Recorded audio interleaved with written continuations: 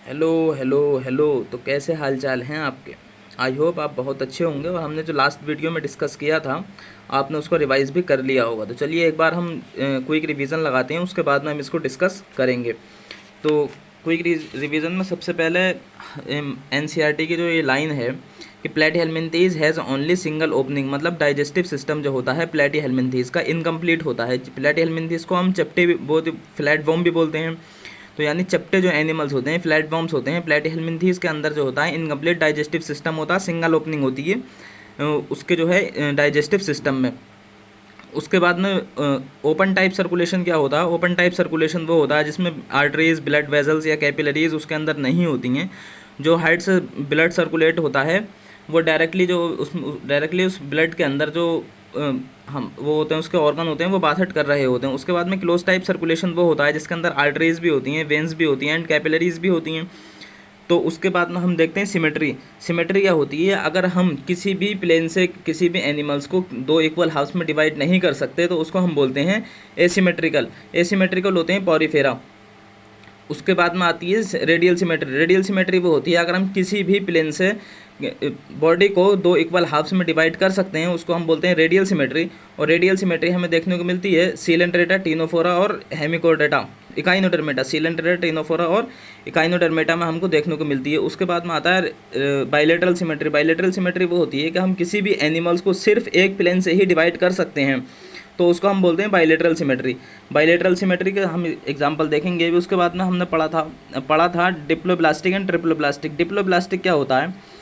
अगर एक्टोडर्म और मीजोडर्म और इंडोडर्म अगर तीनों ये वेल डेवलप्ड हैं तो हम उसको डिप्लोब्लास्टिक बोलते हैं। और अगर किसी एनिमल्स के अंदर मीजोडर्म नहीं है तो उसको हम बोलते हैं डिप्लोब्लास्टिक। अगर तीनों लेयर जो हैं वो अच्छे से डेवलप हैं तो उसको हम ट्रिप्लोब्लास्टिक बोलते हैं। और जिसके अंदर नहीं है डेवलप, यानी एक्टोडर्म और इंडोडर्म ये सिर्फ, तो उसको हम बोलते हैं डिप्लोब्लास्टिक। और डिप्लोब्लास्टिक के एग्जाम्पल हैं सिलेंट्रेटा और टिनोफोरा। इन दोनों के बीच में एक्टोडर्म और इंडोडर्म के बीच में एक मीजोगिलिया लेयर होती है, मीजोडर्म नहीं होती है सीलेंट्रेटा और टिनोफोरम। और ट्रिप्लोब्लास्टिक एनिमल्स वो होते हैं जिसमें एक्टोडर्म और इंडोडर्म के बीच में एक वेल डेवलप्ड जो होती है मीजोडर्म होती है, जिसको हम बोलते हैं ट्रिप्लोब्लास्टिक एनिमल्स। प्लेटी हेलमिन्थीस से कॉर्डेटा तक,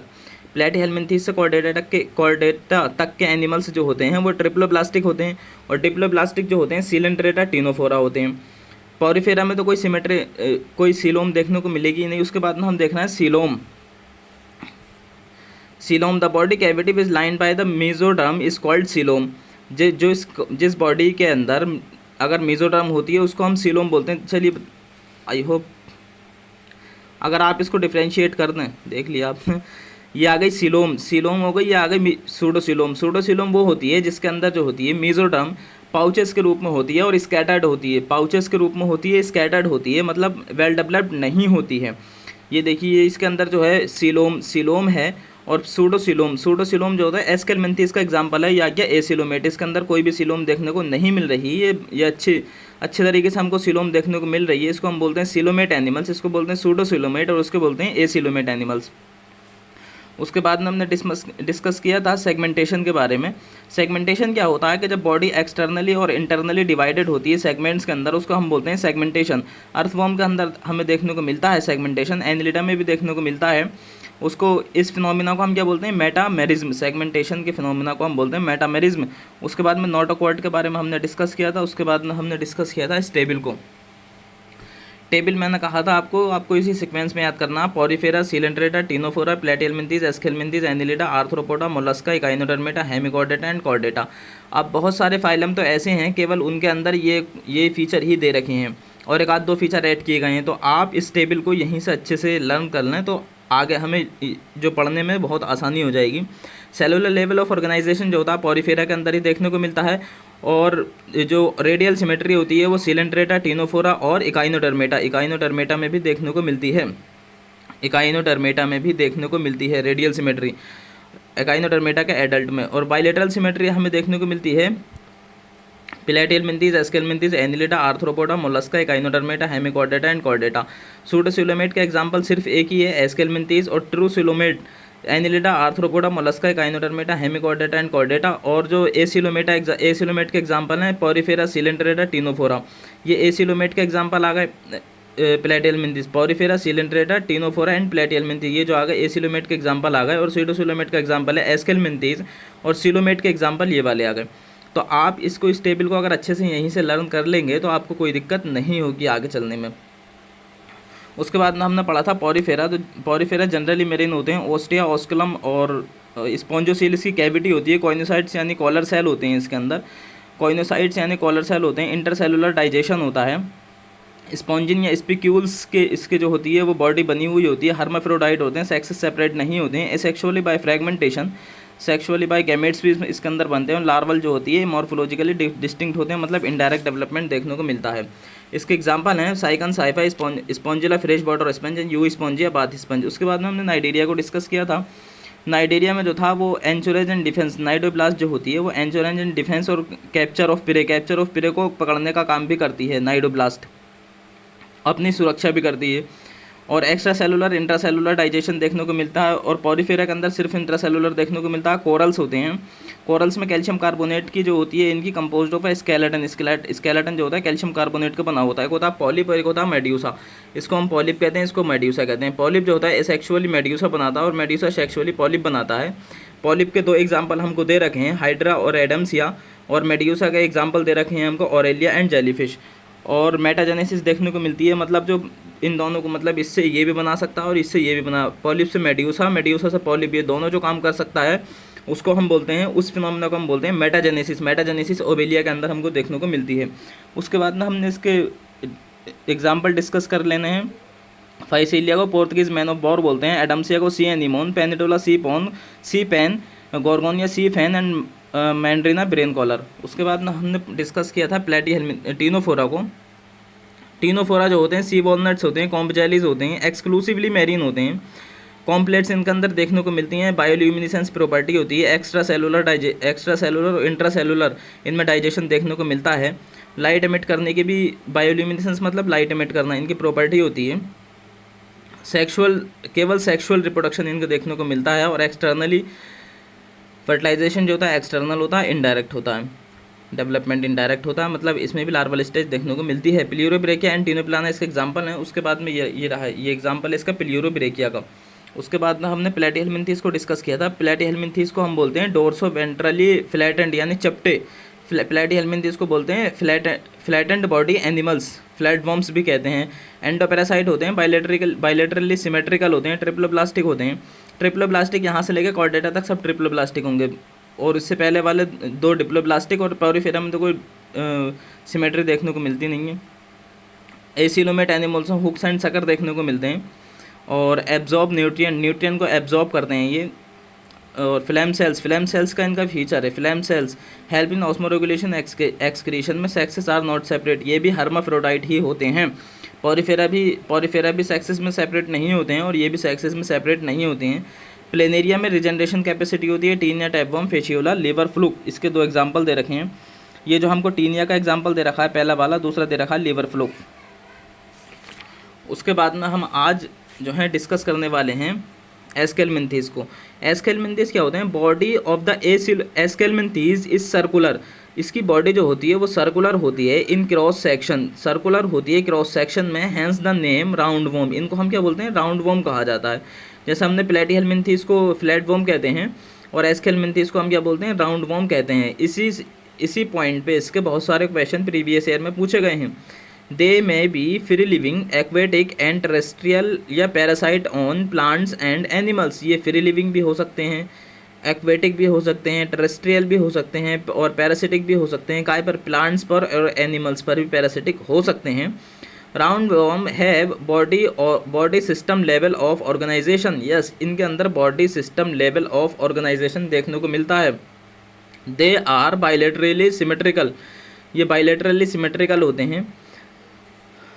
उसके बाद में ट्रिप्लोब्लास्टिक होते हैं और सूडोसिलोमेट एग्जाम्पल, मतलब जो पूरे हम किंगडम एनिमेलिया पढ़ रहे हैं उसमें हमारे सिलेबस में सिर्फ और सिर्फ एस्केलमिन्थेस को ही सूडोसिलोमेट, एक फाइलम अकेला है जो कि सूडोसिलोमेट का है।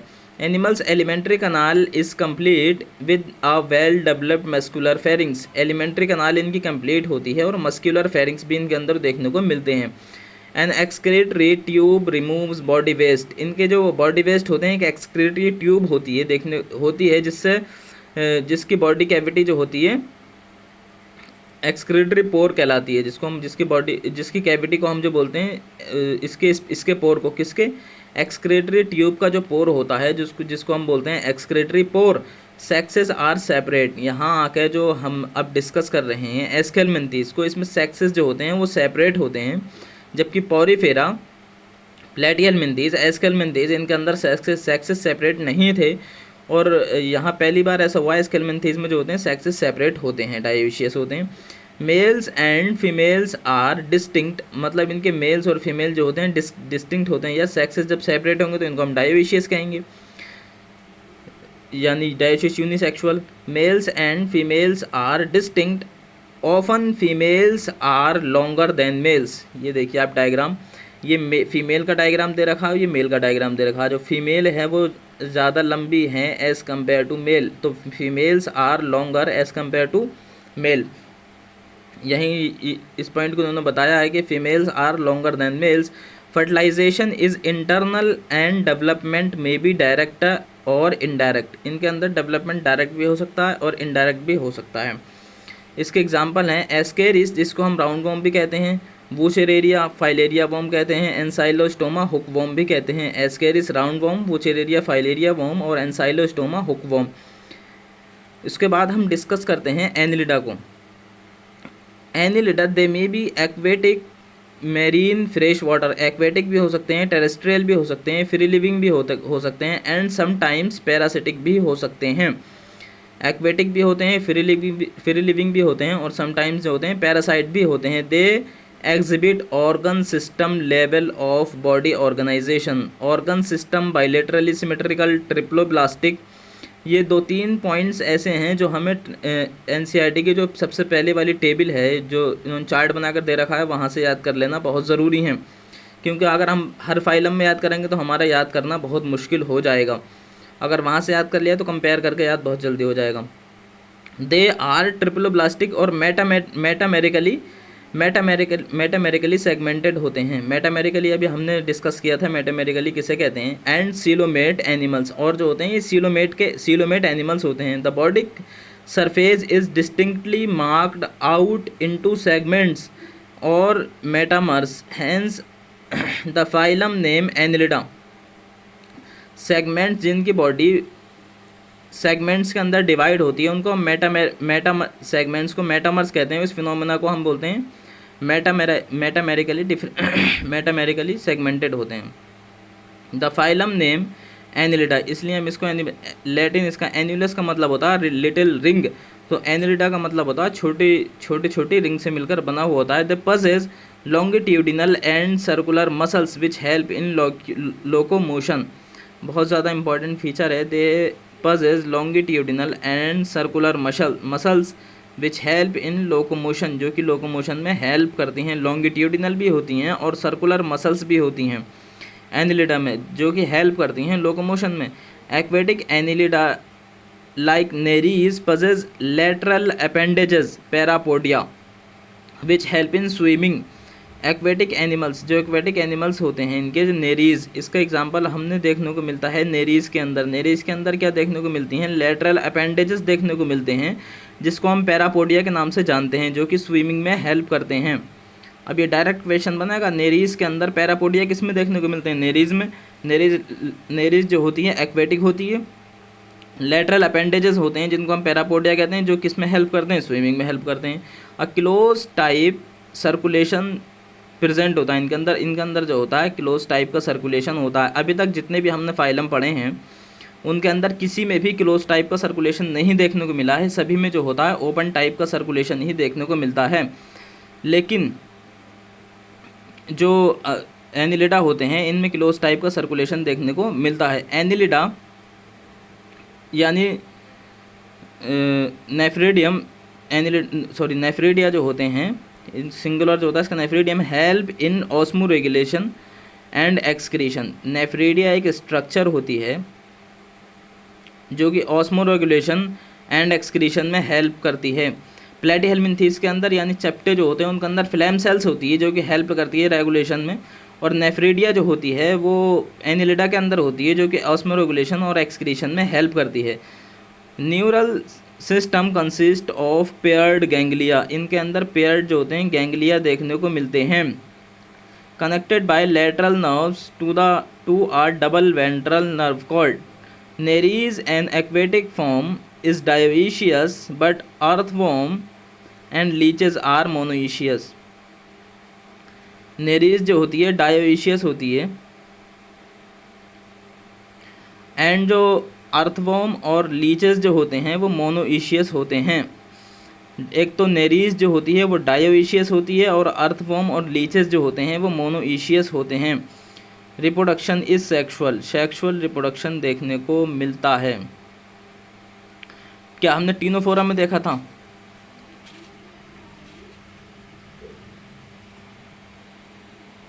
केवल सेक्सुअल रिप्रोडक्शन केवल टीनोफोरा में देखने को मिलता है, और सेक्सुअल रिप्रोडक्शन इन्होंने बताया कि मोनोइशियस होते हैं। They are monoecious, reproduction is sexual. इसके एग्जाम्पल दे रखे हैं नेरीज, फेरेटिमा यानी earthworm and Hirudinaria blood sucking leech. Nereis हो गया, फेरेटिमा अर्थवॉर्म हो गया, and Hirudinaria blood sucking leech हो गई। इसी तरह से हमको जो है इसको अच्छे से लर्न कर लेना है। इसके एग्जांपल भी देख लीजिए एक बार। इसके एग्जांपल जो है, पहला जो दे रखा है हमको नेरीज दे रखा है, एंड सेकंड नंबर पे हमको दे रखा है हेरेडोनेरिया। नेरीज पहला वाला दे रखा है, सेकंड नंबर पे जो दे रखा है हमको हेरेडोनेरिया दे रखा है। हमको डायरेक्ट ये जो डायग्राम है इनको देख के क्वेश्चन भी पूछा जा सकता है। ओके, तो आई होप आपको ये समझ में आया होगा, और इसका आगे हम नेक्स्ट वीडियो में डिस्कस करेंगे। Okay, thank you.